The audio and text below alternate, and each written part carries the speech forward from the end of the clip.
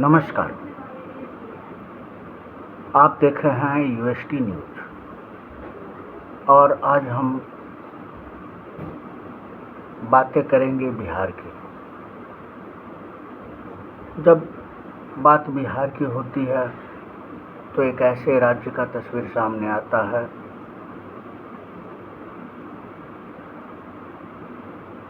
जहां के नागरिक पूरे भारत में जाकर मजदूरी करने के लिए बेबस है। एक गरीब राज्य, एक बीमारू राज्य। लेकिन 1947 का बिहार ऐसा नहीं था। बिहार का वैभव, बिहार की विरासत, बिहार का इतिहास अपने आप में गौरव महसूस कराती है। जब देश में मंडल आयोग की सिफारिशें लागू की गई और पूरा देश मंडल आयोग के आग में जल रहा था, हिंदू की एकता छिन्न भिन्न हो रही थी, सवर्ण पिछड़ा की राजनीति हो रही थी, कुछ लोग दलित की राजनीति कर रहे थे और इस जाति की राजनीति में बिहार का विकास गुम हो गया। और थोड़ी बहुत जो कसर होता है वो हमारे बिहार में हर साल आने वाले बाढ़ से पूरा हो जाता है। और हमारे बिहार की राजनीति भी कुछ ऐसे चलता है जैसे पुराने ज़माने में जादू काम करता था। कुछ लोग ऐसे ऐसे दावा करने लगते हैं, डंका बजाने लगते हैं जैसे बिहार उनके बिना तो चलेगा ही नहीं। कुछ लोग बात तो बिहार फर्स्ट की करते हैं लेकिन काम फैमिली फर्स्ट की करते हैं और अपने बच्चों को, अपने रिश्तेदार को, अपने समधन को नेता बनाकर विकसित बिहार को गुमराह करते हैं। चलिए, एक बार फिर बिहार चुनाव के आसपास आ गया है। 2025 में बिहार में भी चुनाव होने वाले हैं और ऐसा प्रतीत होता है कि इस बार बिहार में पुराने सारे मापदंड ध्वस्त हो जाएंगे। जिस बिहार में केवल सरकारें बदलती है, मुख्यमंत्री नहीं बदलता,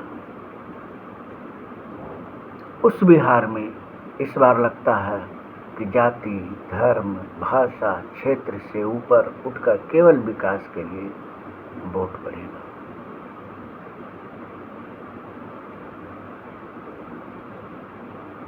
नीतीश कुमार फिर सत्ता में वापस आएंगे,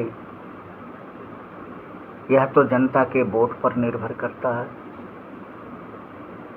लेकिन मुख्यमंत्री बनते बनते रह गए विपक्ष प्रतिपक्ष के नेता तेजस्वी यादव। क्या इस बार बहुमत की आंकड़ा जुटा पाएंगे? इसमें भी थोड़ा सा शक की गुंजाइश है।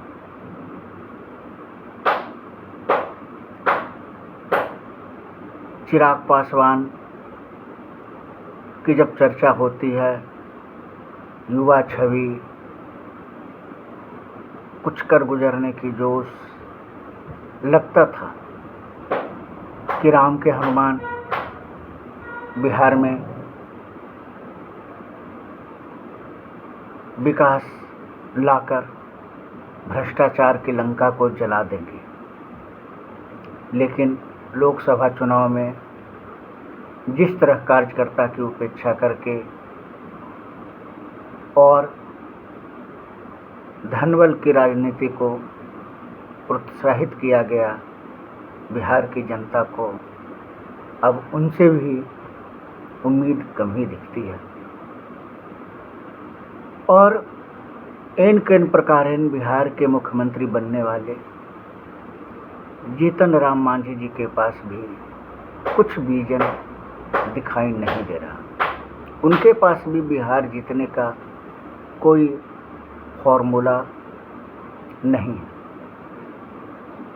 बात कांग्रेस की जाए तो कांग्रेस हमेशा केंद्र की राजनीति के लिए प्रसिद्ध रहा है और बिहार में कांग्रेस की प्रतिबद्धता नगण्य है। ऐसा प्रतीत होता है कि कांग्रेस बिहार में चुनाव जीतना ही नहीं चाहती, बिहार में चुनाव लड़ना ही नहीं चाहती और कई वर्षों तक जदयू के सरकार के साथ सरकार चलाने वाली भाजपा बिहार के लिए एक अच्छा लीडर भी डेवलप नहीं कर पाई। भाजपा की असफलता का सबसे बड़ा कारण यह है कि भाजपा गुमराह है।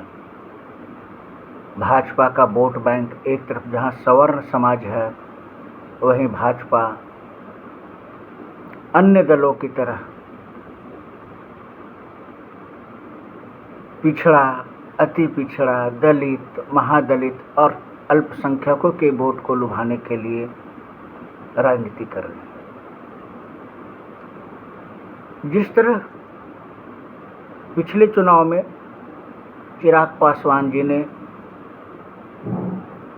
नीतीश जी को नुकसान पहुंचाया, मुझे नहीं लगता कि 2025 के चुनाव में भी नीतीश कुमार की भरपाई हो पाएगी। इसी बीच बिहार में सवर्णों के पार्टी बनकर भारतीय महासंघ पार्टी भी चुनावी मैदान में है। भारतीय महासंघ पार्टी भी बिहार के सभी विधानसभा में चुनाव लड़ेगी और बिहार के विकास के लिए भारतीय महासंघ पार्टी भी भारतीय महासंघ के अध्यक्ष श्री विनोद झा जी के नेतृत्व में पूरे बिहार में परिवर्तन लाने के लिए तैयार है और बिहार की राजनीति में अब पीके अर्थात प्रशांत किशोर या प्रशांत पांडे की चर्चा न की जाए तो बिहार की राजनीति पूरा नहीं होगा और कहीं न कहीं हमारे दर्शकों के साथ नाइंसाफी होगी। प्रशांत किशोर भी बिहार की स्थिति परिस्थिति के लेकर बहुत चिंतित हैं और वो भी विकसित बिहार के लिए बिहार में सत्ता परिवर्तन करने की प्रयास कर रहे हैं। जन स्वराज पार्टी नाम की राजनीतिक दल बनाने की उन्होंने घोषणा किया है। प्रशांत किशोर जी के साथ भी बिहार के बुद्धिजीवी वर्ग और कई गण्यमान्य लोग बिहार में बदलाव लाने के लिए एकजुट होकर प्रयास कर रहे हैं। 2025 के चुनाव के बाद कौन सा दल सत्ता में आएगा, यह तो जनता के ऊपर निर्भर करता है, लेकिन बिहार के हर जाति, हर धर्म, हर क्षेत्र के लोग रोजगार के लिए बिहार से पलायन करते हैं। यह भी एक कड़वा सच्चाई है और ऐसा प्रतीत होता है कि बिहार में परिवर्तन का शंखनाद हो चुका है और इस बार बिहार की जनता कांग्रेस, भाजपा, जदयू, राजद को छोड़कर नया प्रयोग करेगी और बिहार के पलायन को रोककर बिहार के सभी विधानसभा क्षेत्र में विकास की गंगा बहाने के लिए सब मिलकर प्रयास करेंगे ताकि बिहार से पलायन रुक जाए। बिहार के बाहर रह रहे युवाओं को बिहार जाने पे गर्व महसूस हो। पूरे विश्व में बिहार विकास की एक नई लंबी लकीर खींचे, इसी कामनाओं के साथ हम आपसे विदा लेते हैं और जाते जाते अनुरोध करते हैं कि चैनल को लाइक और सब्सक्राइब ज़रूर करें। और अगर आप चैनल को सहयोग करना चाहते हैं तो हमारा पेटीएम नंबर नोट करें 7827958259। इसी के साथ जय हिंद, जय भारत।